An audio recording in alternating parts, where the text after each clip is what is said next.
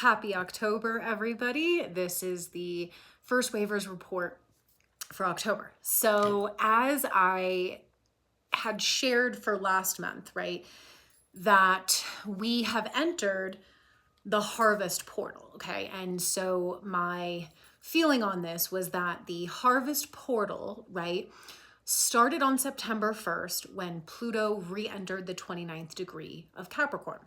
And that so basically these last 2.5, almost 3 months that Pluto would be back at that 29th degree, this would be the harvest, right? Because Pluto is finishing his 16-year cycle in Capricorn. So that's why we talked a lot about, the areas of your chart that Capricorn rules. For those of you that have major Capricorn placements like I do, it's important to look at those areas and those placements because this is where we're closing out a cycle, okay?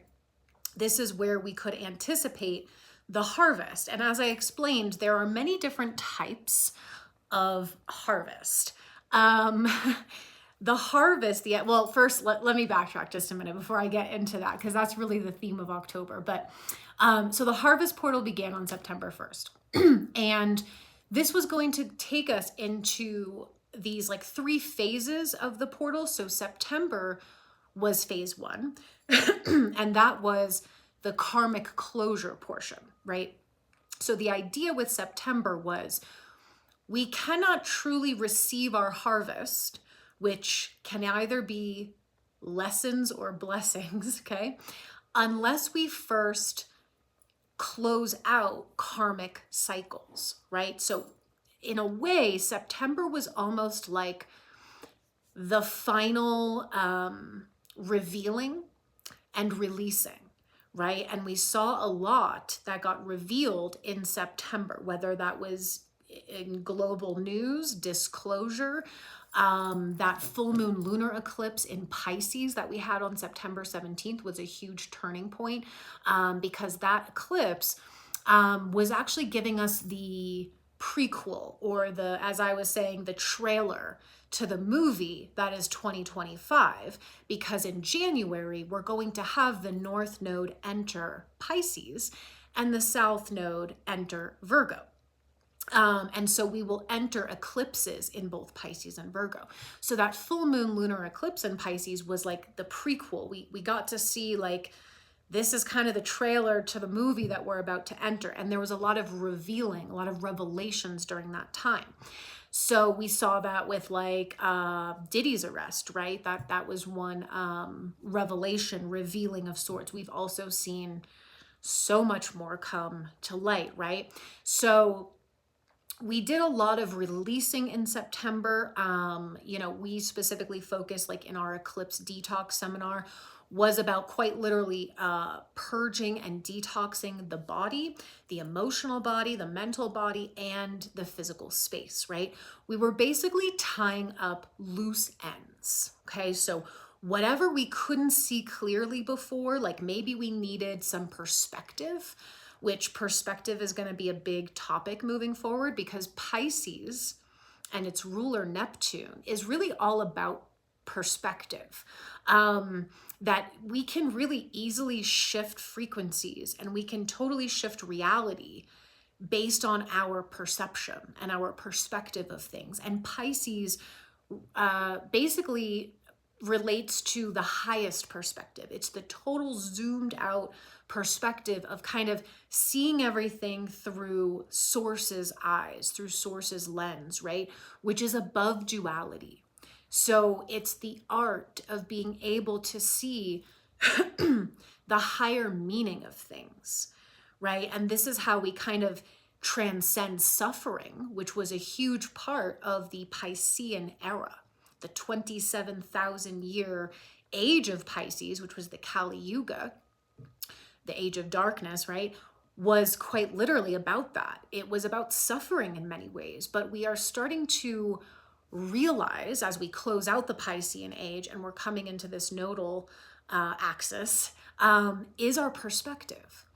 And to start seeing things above the lens of duality and to start seeing things from more of a energetic and spiritual perspective, which is that at the end of the day, all things serve the light. And so I think that that was really helpful for us in September because it allowed us to gain a lot of like closure of this past 16-year cycle. We were able to kind of see things for what they were and be able to say, I understand now why that had to happen, why I had to go through those circumstances or that event. I understand that everybody who has, hurt me or betrayed me or, whatever, was playing a role ultimately for my own awakening. So it was a lot about perspective gaining, a lot about clearing and cleansing, and a lot of just revealing, right? So September was a bit of a intense month because of those things. And I think we were also getting a lot of revelations within ourselves, right? Like one of the main themes that I had been, noticing within myself and others is that we tend to hit the same lesson over and over. We tend to repeat loops over, whether it's a mental loop, an emotional loop, whether it's a physical loop. Like we tend to keep manifesting the same experience over and over and over. And it was ultimately like this revealing of like, this is where you're just stuck in a loop. And in order to exit the loop, like I said, it is perspective shifting. Now, in terms of physical loops, right? Having the same experience over and over, usually that does require a change in patterns and behaviors. That requires actual decisions and physical changes, right? With emotional and mental loops, though, those are a little bit more about perspective. So September was a wild month. Obviously globally, in terms of like global events, we witnessed a lot. The weather anomalies. I talked a little bit about that in my last updates on Telegram, but the weather anomalies will continue. And again, I would really like to encourage everybody to start really leaning into the Piscean energy, which, as I said, is gaining a higher perspective, being able to see things beyond the lens of duality, and understanding that everything that occurs is very multidimensional. Now, I am not saying, right, that we don't have manipulation, that we don't have interference. We have all of those things, but the divine intervention is taking care of those things, right? Obviously, all of us doing the groundwork, we are assisting in that. But a lot of that is also being taken care of, right, on the etheric plane. And that, again, also kind of coincided with that full moon lunar eclipse in Pisces, which was conjunct Neptune, its ruler. And it was a lot about undoing and revealing, right, the kind of manipulation and lower technology and, even getting into things like dark magic and things like that are starting to be revealed. And that is how the illusion is broken. When you finally see it for what it is, it doesn't have power anymore. So a lot of these events, though, in terms of weather anomalies and earth events, please take a multidimensional perspective of that. It is not just weather manipulation. As I have said for a very long time, Mother Earth herself is going through this ascension process. And part of her ascension process, which is the same as our process, involves releasing density. So if you view Mother Earth as a sentient being, which she is, Gaia, Terra, whatever you resonate with, there are certain parts of her body that are extremely damaged and are holding a lot of density. And in order to release that and clear that, we are going to have weather events. We are going to have increased weather anomalies. This is part of the process. So it's important to take that perspective as well, because we ultimately are going to be pushed as a humanity to not only take accountability for what we have done to Mother Earth and or we've enabled it. We ultimately are taking accountability for that. And this is going to be where a lot of the pushing for communities, community support systems, community networks, like We as the people are taking our power back. And as we've said forever, there is nobody coming to save us. The galactics are not coming to save us. Yes, they can do divine interventions. That is true, but they cannot just save us, because that would take away our God self empowerment, okay? So they are assisting, and they will intervene at certain points when necessary, but they aren't just gonna come in and save the day, right? Nobody is coming to save us. It's not the galactics, it's not the white hats, it's not the government, it's nobody. It is us. And so we're going to see more and more this as, you know, we're finalizing this Pluto and Capricorn energy, which ultimately is the dying of the old world, the dying of the old system, and moving into Pluto and Aquarius, which is power to the people. It is the power of humanity, the power of consciousness, collective consciousness, the power of innovation, authenticity, community, collaboration, co-creation, all of those themes, right? And it's going to come down to us as a people to create our own solutions, to create our own support networks, etc., right? So that is something I feel we are going to see continue in terms of Earth events, right? Also on September 29th, we gained a mini moon, and I've talked about this in some of my previous updates.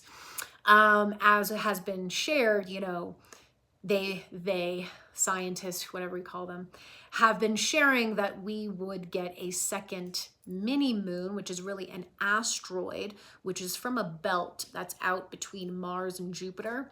And it would enter our atmosphere, right, and get pulled into our gravitational field and make an orbit around the Earth for 2 months. That started on September 29th, and that will go to, I believe, November 25th. 25th or somewhere around there. Yeah, it's about 2 months, which is interesting, right? Because that coincides with phase 2 and 3 of the harvest portal. Now, again, we take everything with a grain of salt when it comes from the vase. However, I felt really drawn to this particular occurrence. So, and because again, as I said, everything is multidimensional. And there was a divine purpose for this mini moon, right? Whatever that may be, we're not going to know all the answers, but it was very fascinating to me and it felt significant. So I ended up diving into a rabbit hole of research of when was the last time we had a second moon. And turns out that it has happened twice before. Now, I don't know if there's more occurrences prior to this, but these were the only 2 other occurrences that were researchable. And those both happened to be within the last 20 years. So the first time we had a second moon or mini moon was between the years of 2006 to 2007. Very important dates for the ascension. That's when Mom began her mission. Those were important dates for me personally, and I'm sure for many of you as well. And here's the kicker on that. During the 2006 to 2007 mini moon, the North Node was in Pisces, which we're about to enter in January. Now, fast forward to the next time we had a mini moon, second moon, and this was a much longer stint, and that was between 2015 and 2020.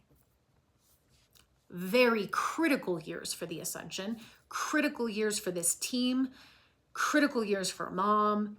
And so basically when it first came into orbit between 2015 and 2017, the North Node was in Virgo and the South Node was in Pisces. So we still have that Pisces-Virgo axis theme.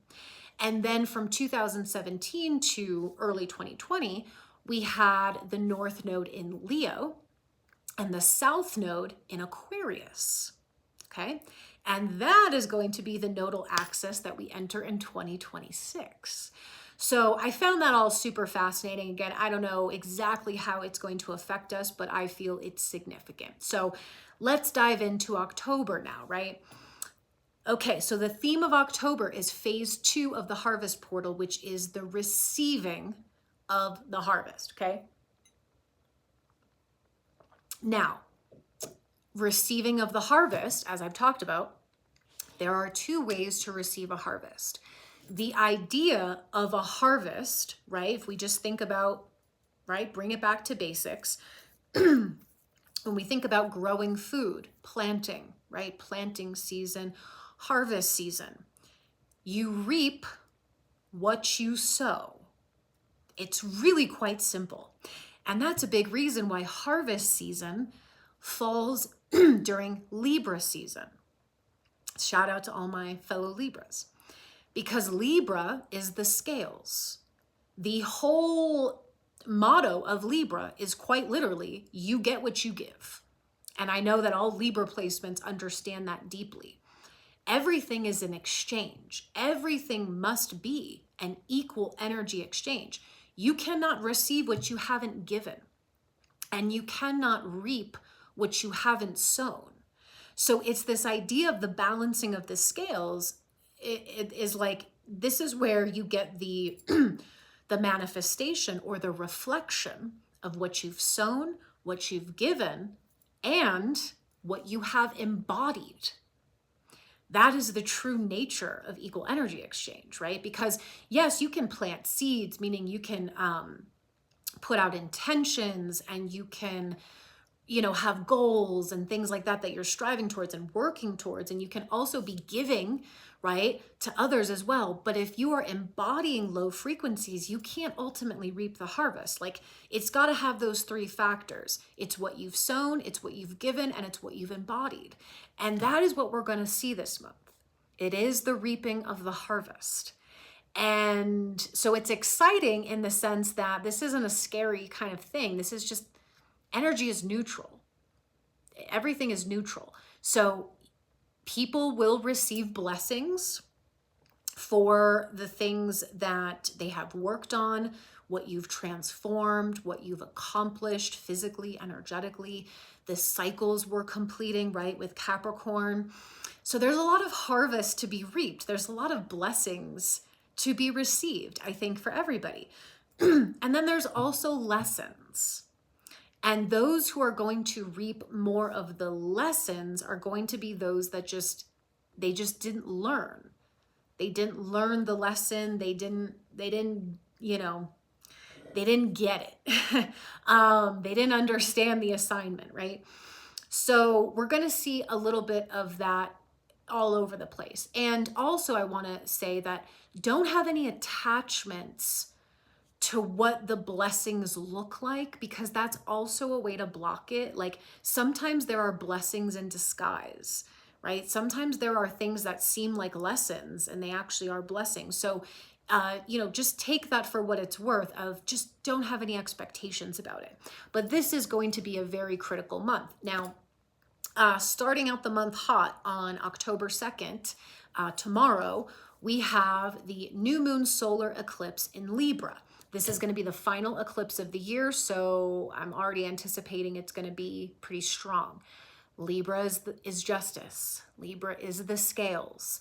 Now, as I've talked about with Libra, right, and all of the archetypes that have been going through their metamorphosis, a lot of, because the South Node has been in Libra for the last year and a half, there's been a lot of shedding when it comes to the false or old archetypes of Libra, which was like things like self-sacrificing, people-pleasing, imbalance, not having equal energy exchange, things being imbalanced. There can be a like fakeness to Libra, or just a fear of rejection, like kind of just these very lower archetypes that have been shedding. And ultimately, so Libra can rise into her true archetype, which again is that of justice, equal energy exchange, balanced harmonics, harmony. And so we've had the South Node in Libra. We also have the dark moon in Libra, which began, I think, at the end of August, which tends to bring out these more subconscious themes. So this solar eclipse is going to happen at 10 degrees Libra. So the moon and sun will be conjunct at 10 degrees. It will also be conjunct the South Node. It will also be conjunct the dark moon. It'll also be conjunct Mercury in Libra. So we can anticipate some kind of information or announcements, maybe about justice, maybe about things that have taken a long time to be brought to justice, things that have taken a long time to come into balance, things of that nature being very prevalent during this solar eclipse. Now, the solar eclipse will also be squaring Mars in Cancer, which to me makes me anticipate that maybe whatever information comes to light or events or however the balancing of the scales occurs from that, it's going to trigger some very intense emotions, whether that be anger, rage, sadness, grief, or whether that be empathy and kindness and compassion. Those are also strong emotions. But either way, it's showing us that there's going to be something of a catalyst of this is going to make us very emotional. We're going to have an emotional response to these events. So I think intentions for this, because new moon solar eclipses are very much about endings and beginnings, whereas full moon lunar eclipses are about revealings and releasings. So I think the intentions here for this solar eclipse are simply to shed all of the parts of self, right, that we have kept small, that we have participated in self-sacrificing, that we have participated in an imbalance. So that's like overgiving, lacking boundaries, allowing certain relationship dynamics that no longer work or function, right? Just really setting, I think, the intention for justice, for the clearing of the slate, and for the balancing of the scales to occur. Now, this will lead us up to the 1010 portal, which is the harvest portal. And this is going to be where we see big manifestations coming through, because the 1010 portal is all about embodiment. It's the embodiment of your balanced harmonic self. Again, it tends to carry the theme of the harvest, kind of reaping what you've sown, where we get to like evaluate where we are, right? And depending on the experiences that we have around that time. And now the 1010 portal is going to be the date that we host this month's light body maintenance seminar. So for those of you who have been doing the light body maintenance work with us, again, we're carrying this through to the end of the year. And this particular maintenance seminar is where our goal is to stabilize at 95%. This is the level that is required for some functions of the light body to be able to turn on, okay? So firstly, we're going to be focusing on opening up fully the receiving centers of the body, which are the heart and the sacral. So we're going to be really focusing on those two areas, opening up the heart fully, opening up the sacral fully, because these are the areas where we give and receive. So clearing those to make sure that we are freely able to kind of have this natural giving and receiving in preparation for the harvest.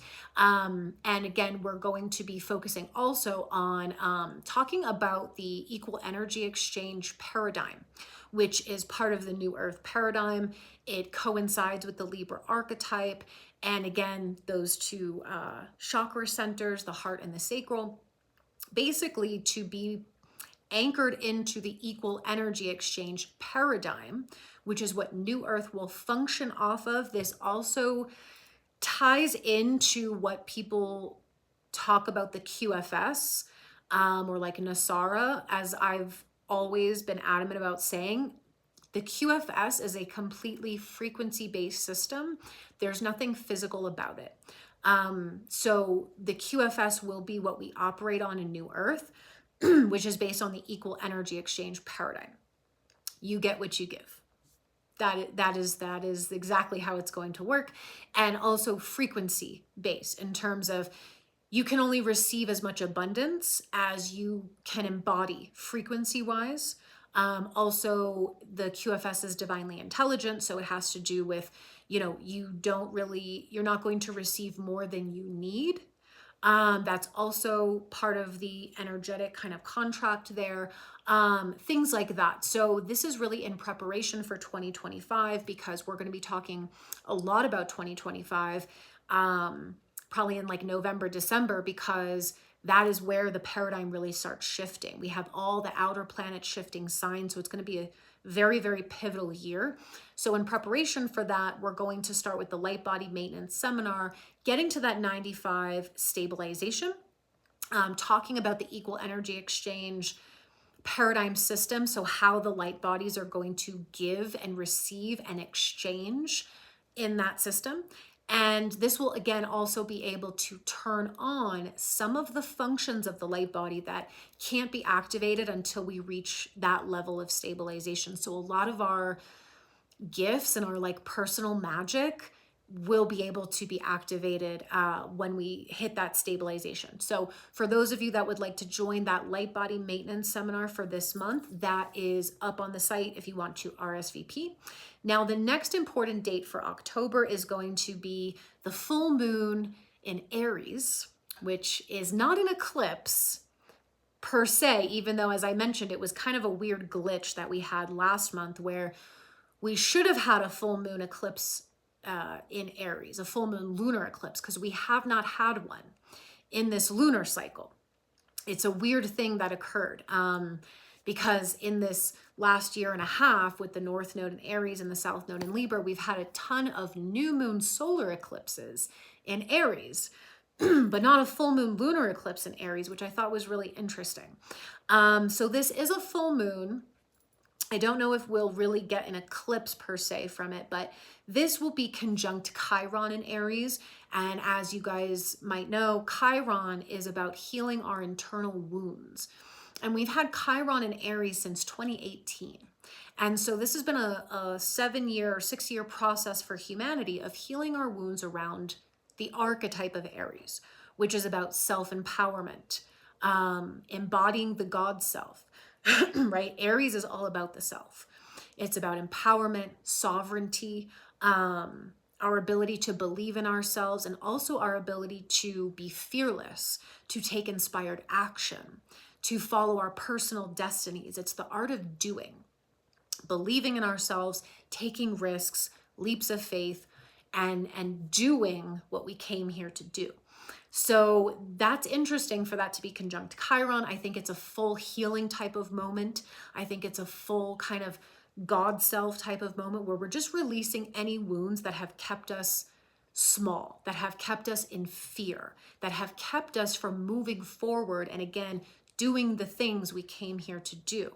Now that full moon will be in Gene Key 42, which is the shadow of expectation, and it's the Siddhi of celebration.